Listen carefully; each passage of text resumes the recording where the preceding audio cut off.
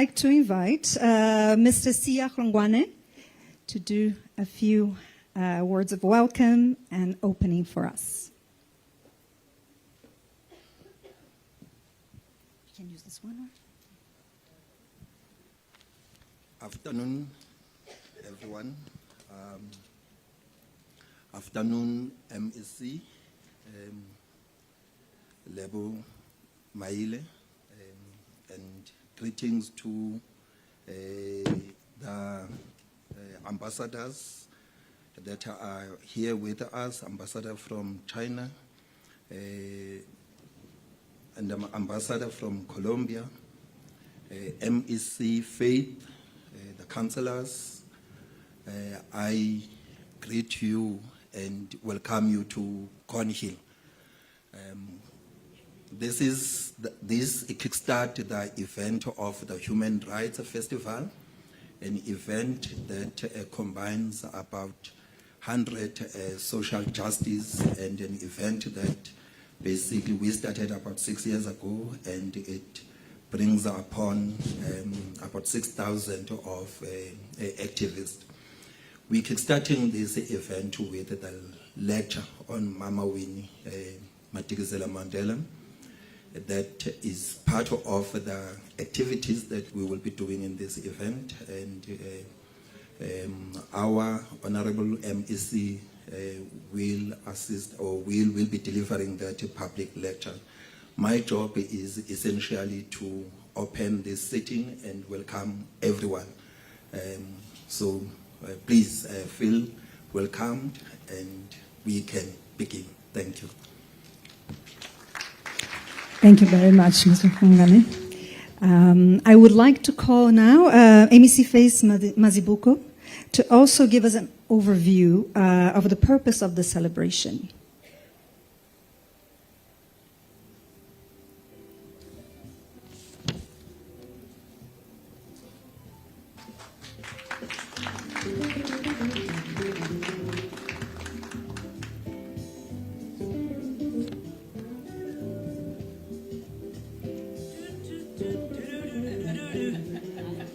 Yes, thank you very much, Program Director, for the opportunity to be able to welcome everyone. Let me acknowledge MEC Lebogang Maile. Let me acknowledge Mam Zodwa, who was the PA to Mam Winnie Madikizela-Mandela.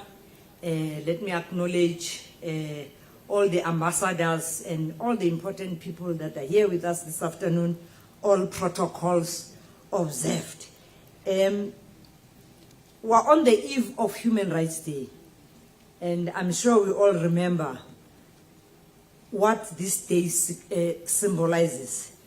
It's when 69 people were killed in Sharpeville because they were protesting against carrying the passes. So meaning the document that all of you are forced to carry. But by then, blacks, whites, coloreds, Indians were carrying a different type of a document. So with us, the blacks, we used to call it Dom Pass. Yeah, even the name says it, Dom. Dom means stupid, Dom Pass. So we're required to carry that pass. Now their courage, when they stood there in front of that police station saying we no longer want to carry these documents, demonstrates that they were fighting for all of us not to be carrying that stupid document. But we also honor their memory by recommitting ourselves and also to the principles enshrined in our Constitution. I'm sure that even today was standing here at the Constitution Hill, it's because of their efforts when they were fighting for all of us. Our Constitution actually outlines that there should be equality, dignity, and freedom for all. Post-apartheid in South Africa, the commitment was to heal the divisions of the past that are rooted in creating a society based on democratic values, social justice, and fundamental human rights.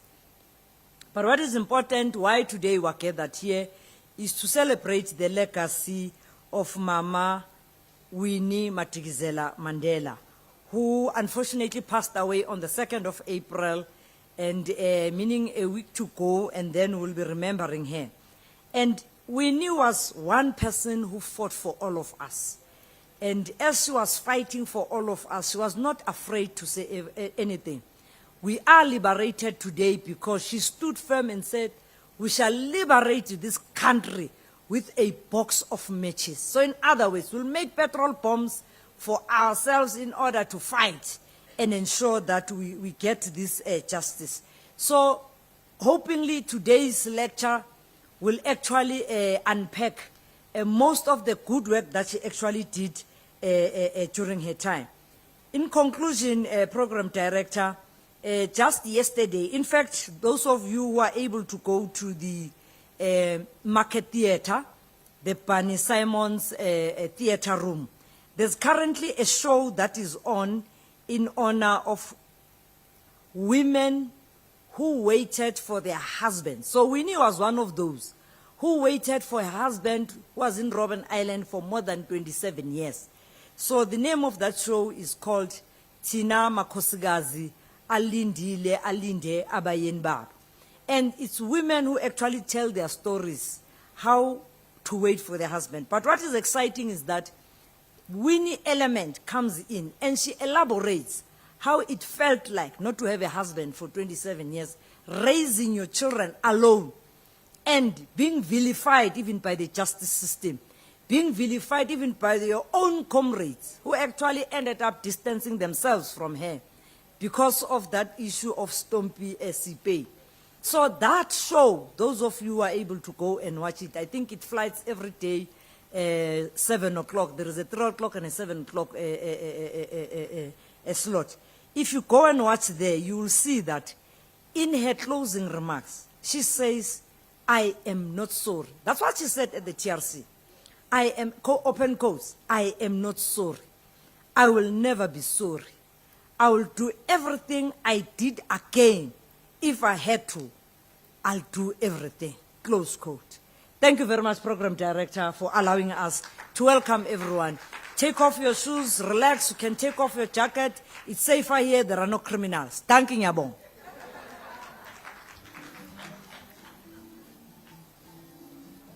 Thank you so much, MEC Faith Mazibuko, for this wonderful, wonderful overview and setting the tone of the evening. We now move to the most important piece of tonight's program, and it's my honor to invite the Honorable MEC Lebogang Maile to deliver his keynote lecture. So I welcome you to the stage. Thank you.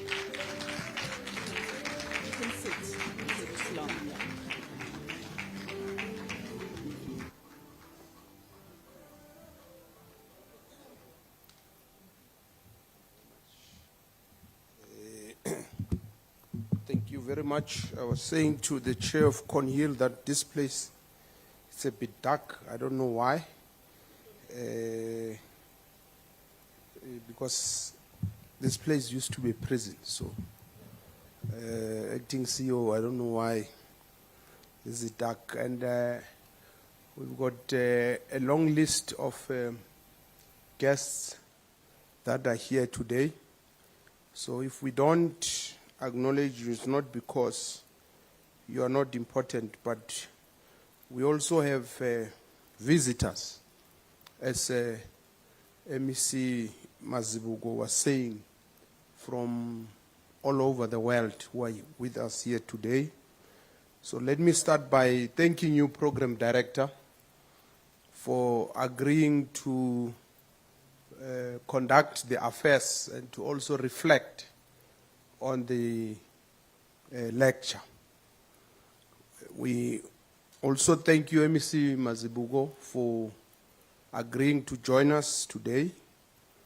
And we want to thank, I hope the Program Director will do justice and acknowledge all our visitors, the ambassadors and the consul generals from various countries who are with us here today, These are our friends since the dark days of apartheid.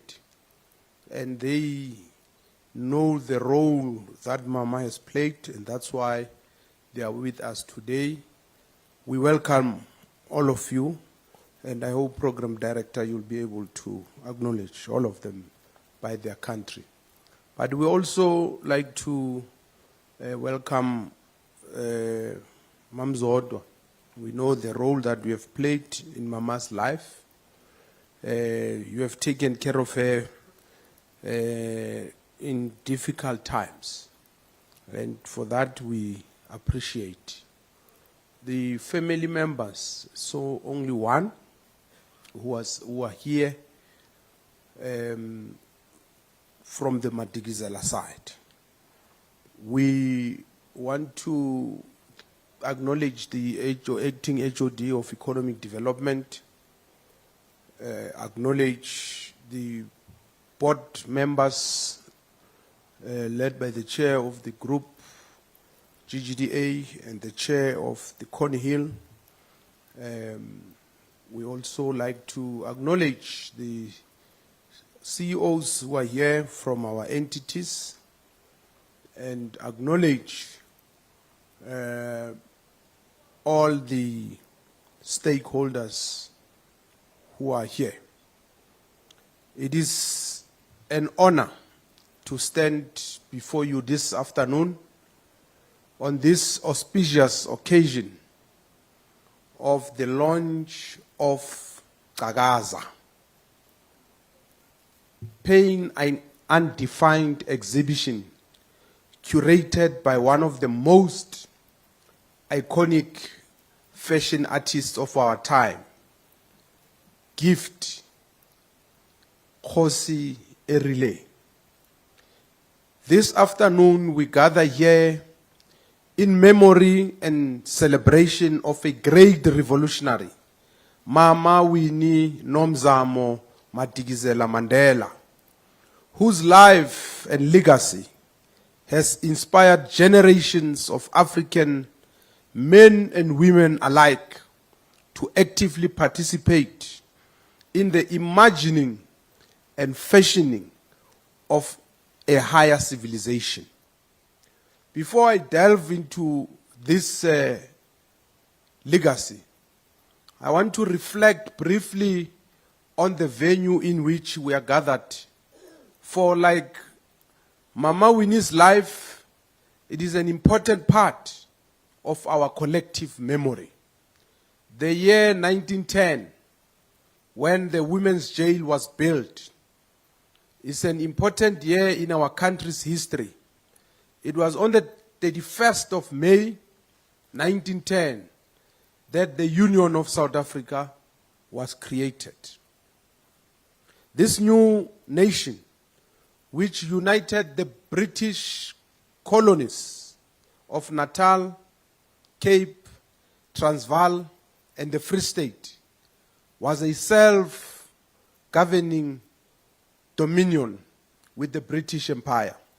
It was created after a long period of negotiations between the four colonies and the Union of South Africa, which was essentially a wide union, laid the foundation for the racial segregation policies that will underpin apartheid.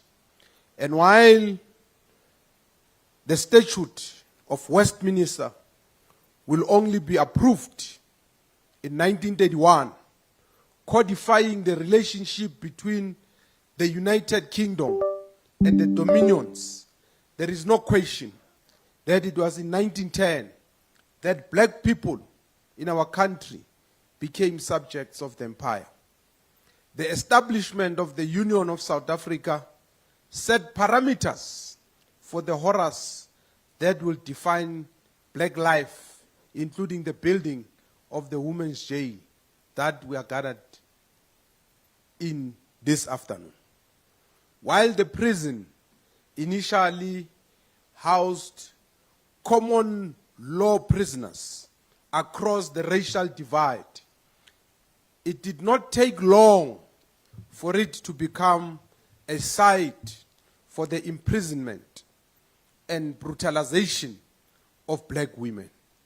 Black women brewing beer illegally as a means of providing economic support to their families and maintaining a tradition of beer brewing for cultural and ancestral reasons were kept within these walls. Black women transgressing the unjust past laws that effectively rendered them stateless and without ability to move freely were kept within these walls. By the late 1950s, the women's jail was filled with thousands of women who were arrested for protesting against an apartheid system that had rendered them non-human. One of these women was Winnie Nomzamo Madikizela-Mandela, a woman who has come to be known as the mother of the nation. The women's jail was built 26 years before Mama Winnie was born in the rolling hills of Mbongweni in Bizana. And though she, like many black people, knew the horrors of colonialism intimately, it was within these walls and the walls of other prisons across South Africa, notably the Pretoria Central Prison, where she spent months in solitary confinement, that she will know the evil of apartheid. Within these walls and those of Pretoria Central Prison, she was dehumanized, tortured, and beaten to within an inch of her life. Reflecting on her life as a constant prisoner of the state, Mama Winnie will write in a biography, 491 days, prisoner number 1323/69, that these experiences hardened her. More than this, they reaffirmed her commitment to a struggle that she never doubted was just. Ladies and gentlemen, I intentionally began this address by weaving the story of Mama Winnie with that of the formation of the Union of South Africa and the establishment of the women's jail, because they are inseparable. To understand who Mama Winnie was, it is important to understand the prevailing material conditions in which she was born. A Union of South Africa that was a dominion of the colonial and imperial British Empire. And to understand her strength and resilience, it is important to recognize that apartheid functioned spatially, that it used the natural and built environment to facilitate segregation and the brutalization of black women. I will come back to the socio-spatial dialectic later in my presentation. In preparing for this public lecture, I went through the archive of Mama Winnie that has been produced by the scholars and activists. In this archive is a book titled The Resurrection of Winnie Mandela by Sisonke Msimang, which was published in 2018. The year 2018, as MEC Mazibuko said, is significant for a number of reasons. The most significant being that it was the year that Mama Winnie Madikizela-Mandela passed away. Describing this moment, a young social activist and scholar writing for the Journal of Public Administration had the following to say, I open quote, "The death of Mama Winnie Madikizela-Mandela on the 2nd of April 2018 marked the birth of a movement that has been gesting in the imaginations of many South Africans, particularly those of my generation, to whom the mother of the nation was above all else a giant on whose shoulders we have stood in times of turbulence. Mama Winnie's death came at a time when winds of change are blowing through the country, directed by the radically unapologetic and unconventional generation of young black activists who are grounded in progressive discourses anchored on a pillar of intersectionality. It is these young radicals who, identifying as intersectional feminists, have sought to reclaim the memory of Mama Winnie, to rescue it once and for all from the draconian clashes of a society that had sought to systematically erase her from the books of history, to place her neatly in the shadow of men who, in comparison to her indomitable spirit, are best described as mediocre. And I close quote. In South Africa today, where memory is contested, many debates have emerged about the legacy of Mama Winnie. But one thing about which there is no question, as asserted in the above text, is that her memory has been subjected to painful erasure, her contribution minimized. But as the global system of politics assumes a big man posture and a neo-patrimonialism replaces a genuine people-centered democratic order, the memory and legacy of Mama Winnie has become particularly important, because this characterization is not often used to describe her. She was fundamentally a Democrat. This must be emphasized because narratives about Mama Winnie have often sought to characterize her outside her commitment to collective leadership and a belief in the centrality of community.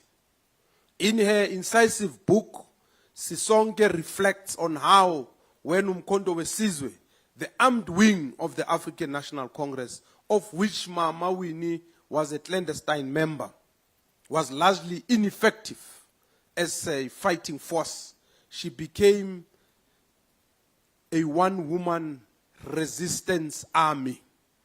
The idea of Mama Winnie as a one-woman resistance army, while correct, must be contextualized so that it does not land in the minds of people as meaning that she was individualistic. What this characterization means is that at the time when the brutality of the apartheid regime had rendered our national liberation movements ineffective due to the incarceration, exiling, and killing of our leaders and activists broadly, Mama Winnie did not sit idle. She mobilized communities to continue where the African National Congress, the Pan-Africanist Congress of Azania, the Azanian People's Organization, the South African Communist Party, and the lesser-known South African Youth Revolutionary Council that was formed by the late Tsietsi Mashinini, who led the June 16, 1976 Soweto student uprisings, could not. Mama Winnie, who qualified as the first black social worker in Johannesburg in the 1950s, was deeply invested in community. As an activist member of the Methodist Church belonging to the Women's Manyano, she used her faith as a lever of black women's unity. This principle of uniting black women was also evidenced in her establishment of an organized community of black women whose husbands and children had been murdered, exiled, and incarcerated by the apartheid state.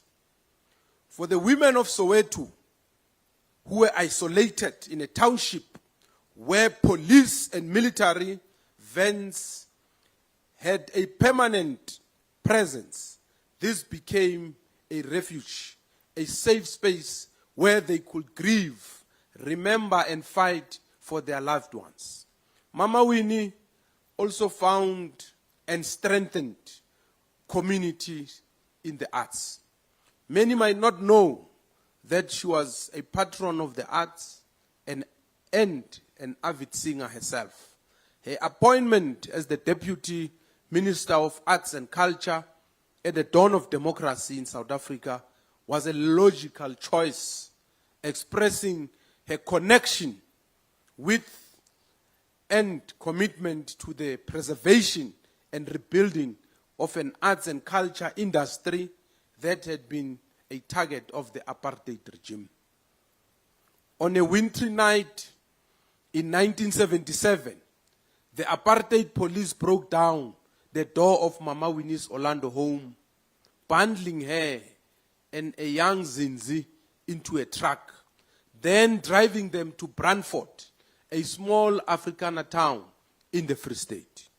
There they've been dumped at house number 802, an insultingly small house with mud floors that had to be dug out.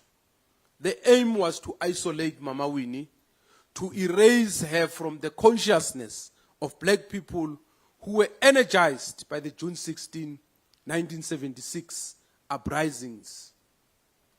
The logic was that in banishing her to a small Afrikaner town where no one spoke her language and where the little conveniences she had created for herself in Soweto were non-existent, where a community of women and young people that she had created will be out of reach, she will cease to be at the center of discourse.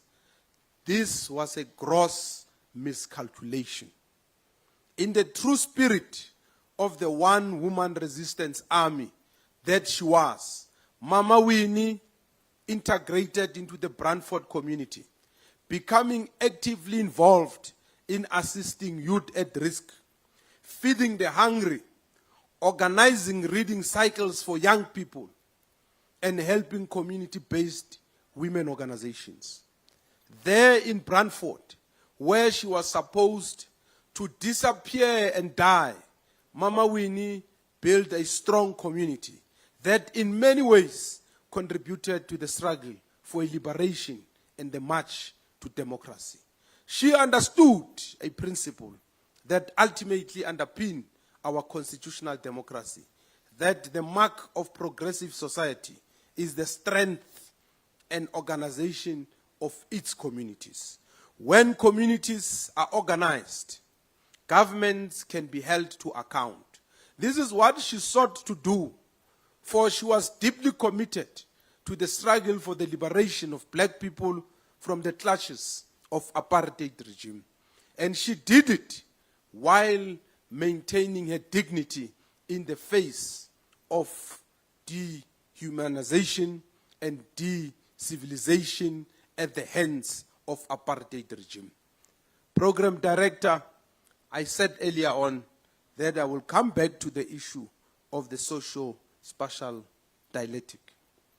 Apartheid functioned spatially. The segregation of people along racial, gender, and class lines were done with intent. The building of prisons that lacked basic infrastructure and amenities, prisons intended for the incarceration of black people, was done with intent. The proletarization of the black people in Pondoland, from whence Mama Winnie came, and other parts of South Africa, was intended to facilitate their impoverishment and landlessness.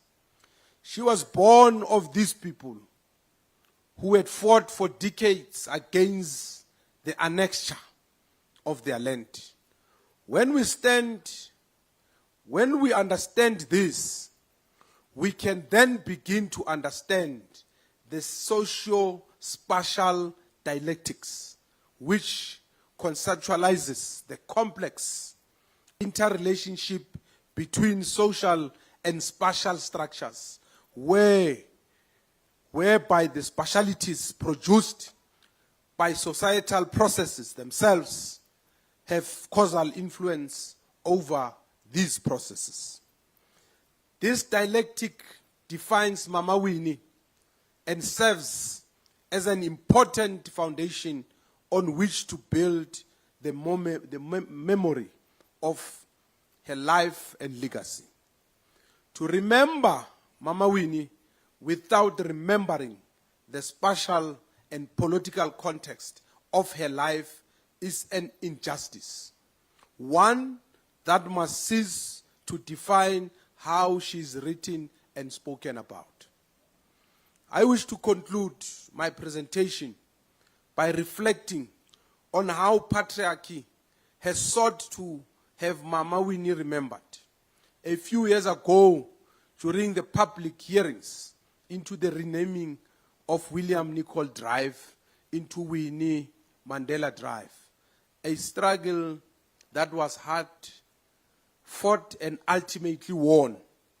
Those in opposition to the renaming kept referring to what they deemed her so-called political crimes and to her well-known statement asserting that South Africa will be liberated with a matchbox and a tire, as the MEC has said. This characterization must be reflected upon because it is rooted above all else in the idea that women revolutionaries should pass a test of respectability that no man ever has. There are countless examples of how the People's War declared by the National Liberation Movement was littered with demonstrations of leaders trading in fiery rhetoric and various degrees of recklessness for which men were applauded while women were vilified.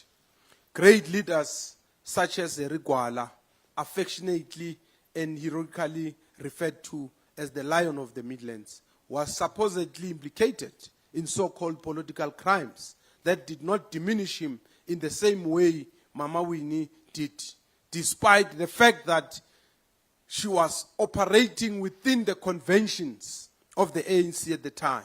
A party archives demonstrate was openly in support of the use of violence as a means to end. The very transgressions for which Mama Winnie was and has been vilified in some quarters were a call made by the movement itself, as unearthed transcripts from Radio Freedom demonstrate. It is for this reason that one of the undertakings that we made at the time when I led the Congress of South African Students was to confer her the status of Honorary Life President of COSAS, an organization that she invested her time and resources to helping sustain and build. This was an attempt in part at solidifying her status as a woman who not only led the liberation struggle of South Africa, but one who was also deeply invested in the development and empowerment of young people. Many in our generation, some are present here with us today, will corroborate my assertion that more than anything, Mama Winnie was invested in seeing young people work together to affirm the rightful place of the youth. As young people in politics, whenever we had differences, she was the first to insist on our unity, on working together towards a common cause. She was a mother to all of us, regardless of the political direction that we took. For this reason, it is not incorrect that various organizations have laid claim to her memory, because We may differ on many aspects, but we are all united in our love and respect for her and in our quest to reclaim and crystallize her memory. Here with us today are also representatives of the diplomatic corps, as I've said, countries across the global south and the global north who stood alongside South Africa and alongside Mama Winnie in the costly fight against apartheid to which she dedicated her life. The presence of the Palestinian Solidarity Movement at this lecture is a demonstrative of Mama Winnie's commitment to the cause for the liberation of oppressed people everywhere in the world. She believed in the cause of freedom and recognized, as the late former President Nelson Mandela did, that our freedom as South Africans is incomplete without the freedom of Palestinians. It is for this reason that South Africans, in whose memory she now lives, are so deeply committed to a just world and are committed to the end of sufferings in Palestine, in Sudan, the Democratic Republic of Congo, in Myanmar, and everywhere else in the world where injustices and sufferings occurs. There is no question that had she been alive, she would be calling for a peaceful resolution in the wars happening in various parts of the world.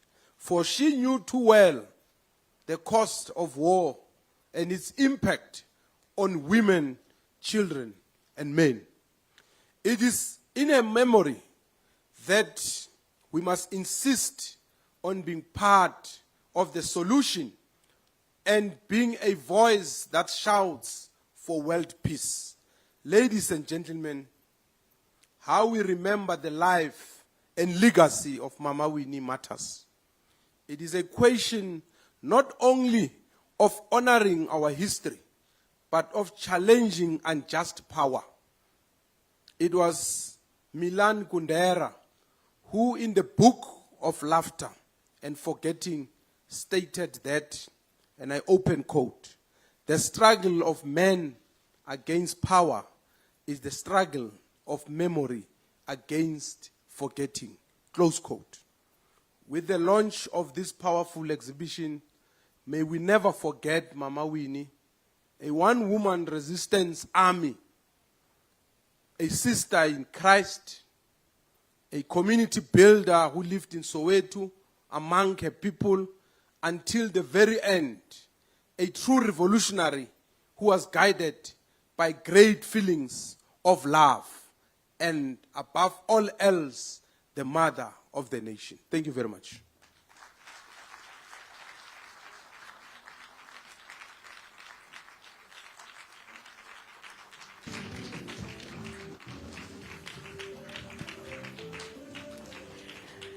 Thank you so much, MEC Lebogang Maile, for this incredible, inspiring lecture. I would like to just announce we're now going to project a video, and then we will. I will give a brief response, some words in response to the MEC's lecture. So I think we're ready. We must be ready for the video coming up now.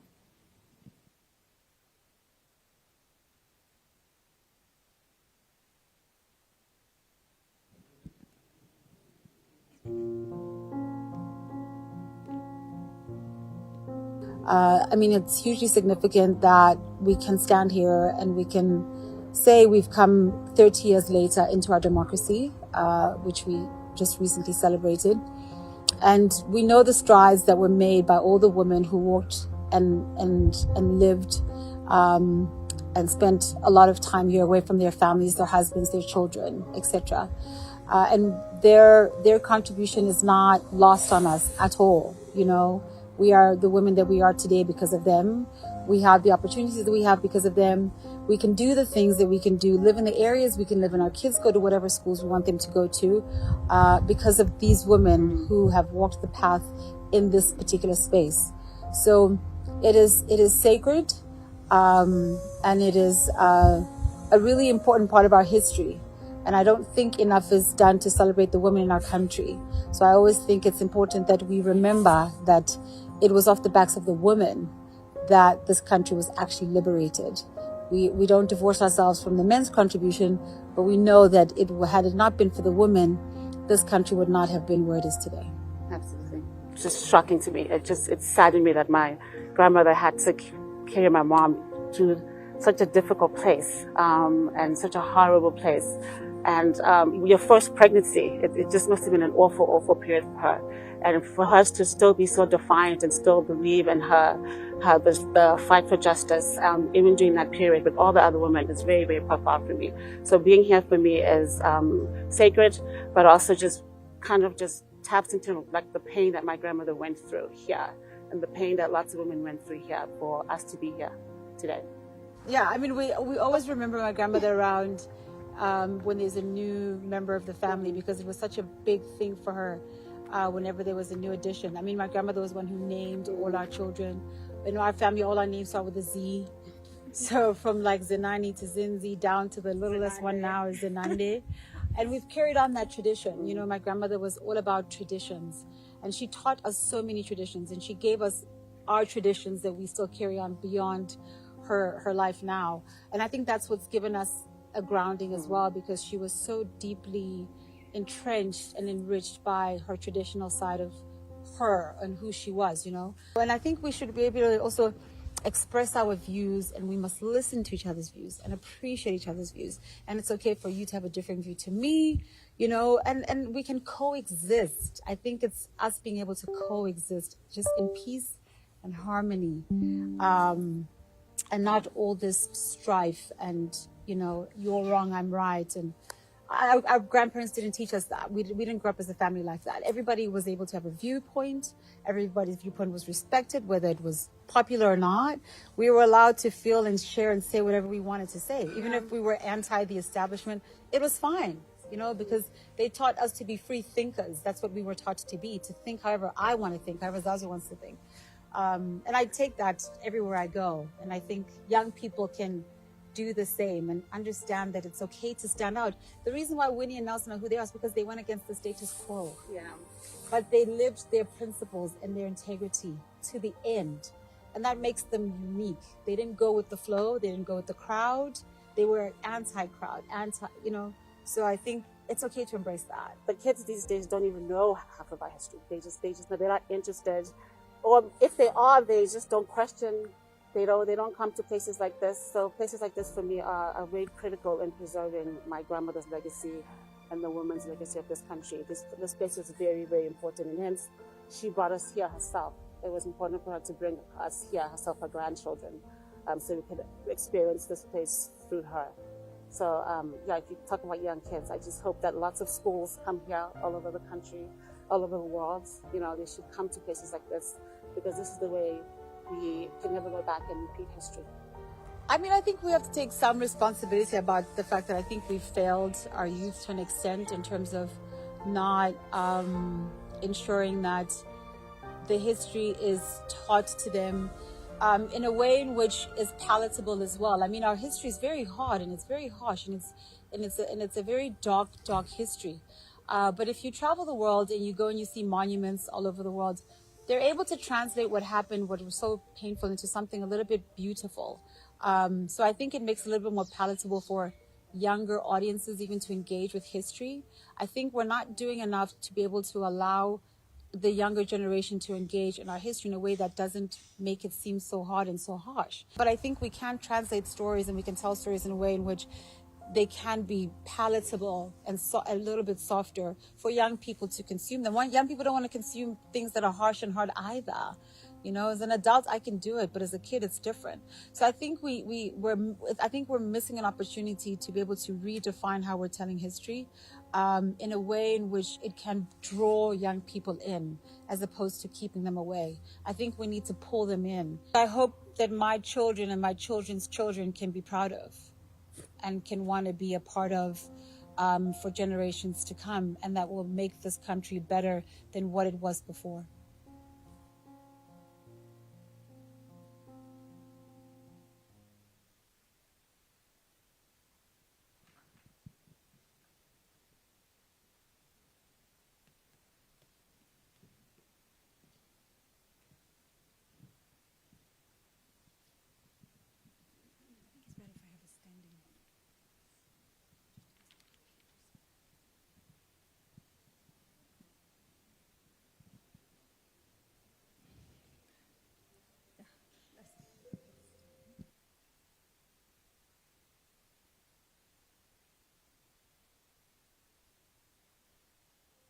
Okay, I think we can hear. First of all, I would like to, in response to MEC Maile's request, to acknowledge all those present here, the authorities and the countries. And we have, as representatives of the Mandela family, Mrs. Zisiki Mandela, sorry, Miss Sifikile Mandela, and Mama Winnie, who was Mama's, also Mama, sorry. Mama Winnie's private secretary, Ms. Zodwa Zwane. From the Embassy of China, we have representatives from the Consulate General of China in Johannesburg, Pang Qingjiang, and I'm sorry, I apologize if I'm not pronouncing the names fully correctly. From the Embassy of the Kingdom of the Netherlands, Adrian Herbert. From the Consulate of India, Deputy CG, Mr. Harish Kumar. From Bemba Kingdom of Zambia, Princess Carol Musunga Njelisani. From the Embassy of Colombia, Her Excellency Ms. Maria del Rosario Mina. And with that, I think I will just jump into my response. I hope I am as eloquent as the MEC. I have some written notes. I would just like to also give a brief introduction to who I am.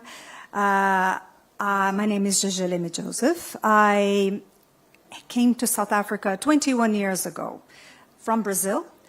I am an architect and a museum specialist, museologist, and my very first job was to work in the implementation of Constitution Hill. And this has changed my life.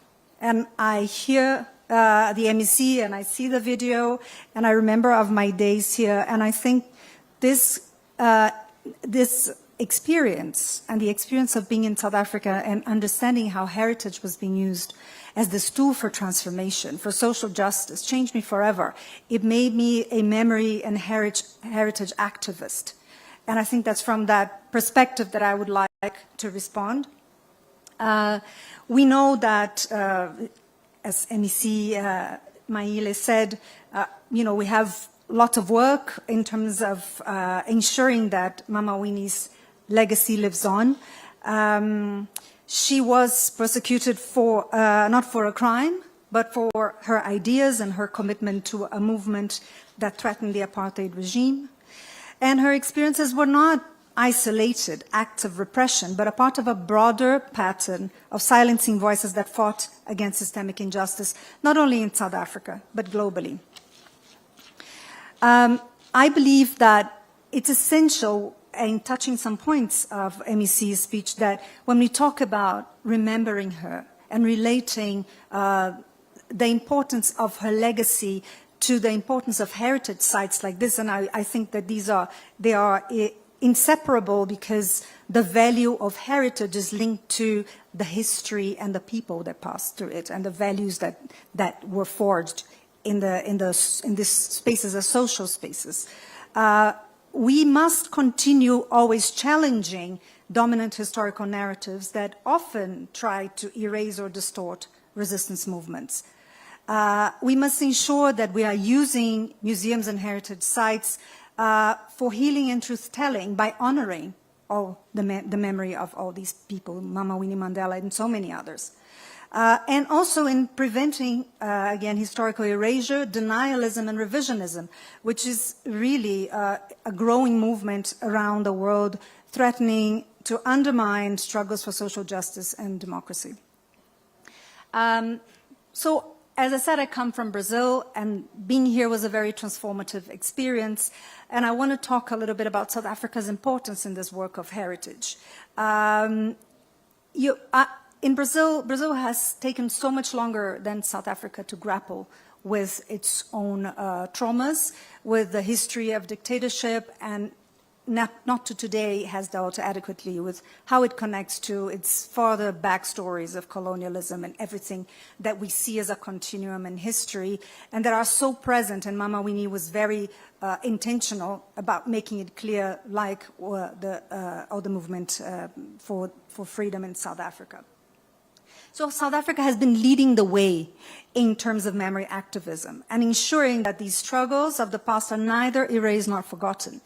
And I think it's important that by openly confronting this history, the country has set an example for many others. So I have been, for the last 7 years, I have had a role with the International Coalition of Sites of Conscience. I don't know how many of you know that Conhill was one of the first sites of conscience, and it was became a site of conscience about 21 years ago.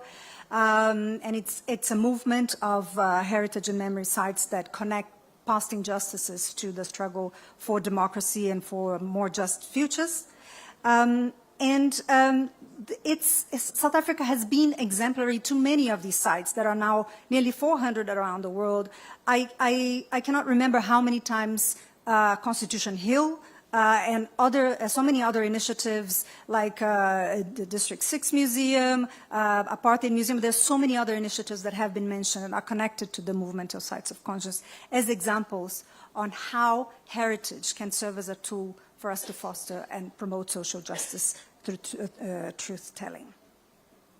Also, I think I love what MEC Maile brought in terms of Mama Winnie's story is the story of a collective of women, but also the collective of South Africans who fought for freedom. So on speaking and honoring her, we're honoring the collective of South Africa. We know this was not a movement that was won by one person alone. It was a real collective, entrenched, committed movement.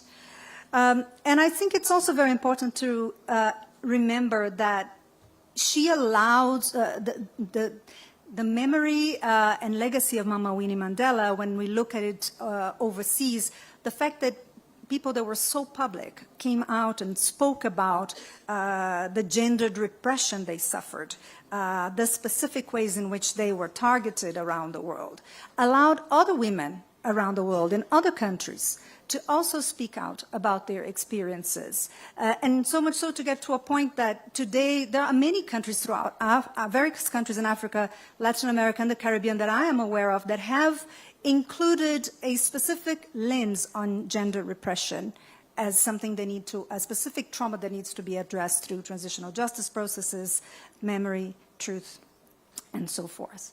So this is very important. I think one interesting example is that of another site of conscience in Argentina called ESMA, which is also a site of detention. It also developed a project called Being Women at ESMA. The International Coalition of Sites of Conscience supported this project and brought women together to tell their experiences that at that stage had been very gendered and very male prevalent narratives had been delivered at the site. And it was so important that they were brought together, because being brought together so many decades later in the present and sharing those experiences reignited a movement of solidarity against the survivors. And they took upon themselves to partner with the site, with ESMA as a heritage site, to develop a specific program for young people, for intergenerational dialogue, and to ensure that their experiences that now they feel so much stronger and much also they feel that the connection between them is allowing them to look at this experience from the present from a different angle.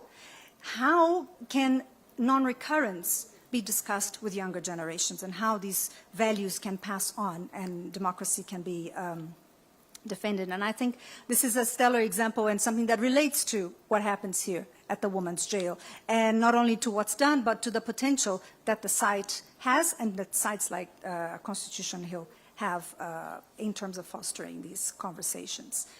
I think, so one very important event that happened recently has been that Constitution Hill has received UNESCO recognition through its recent inscription as part of the Human Rights, Liberation and Reconciliation Nelson Mandela Legacy Sites.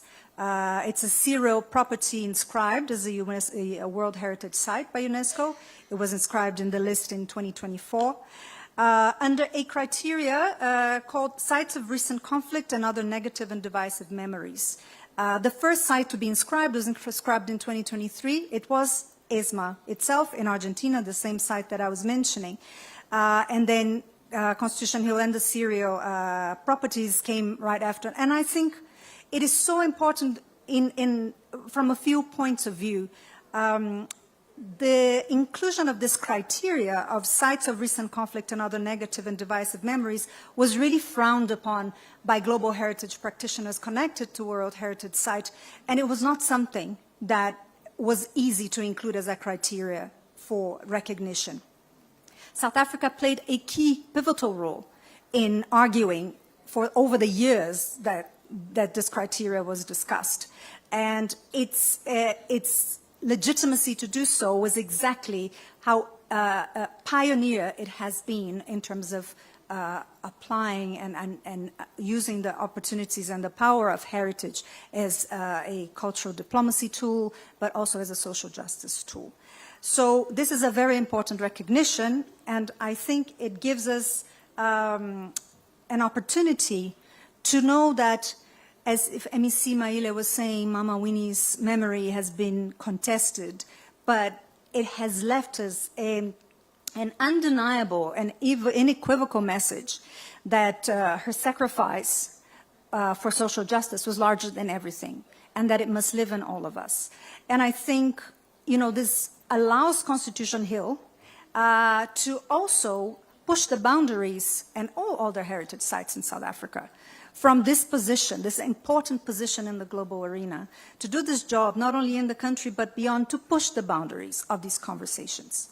In a times when we know that democratic values are so under attack all over the world, we have this unique experience, this unique legitimate place where difficult conversations can be brought to the fore across generations, across geographies, and I think it's a right of South Africa to lead the way in that conversation.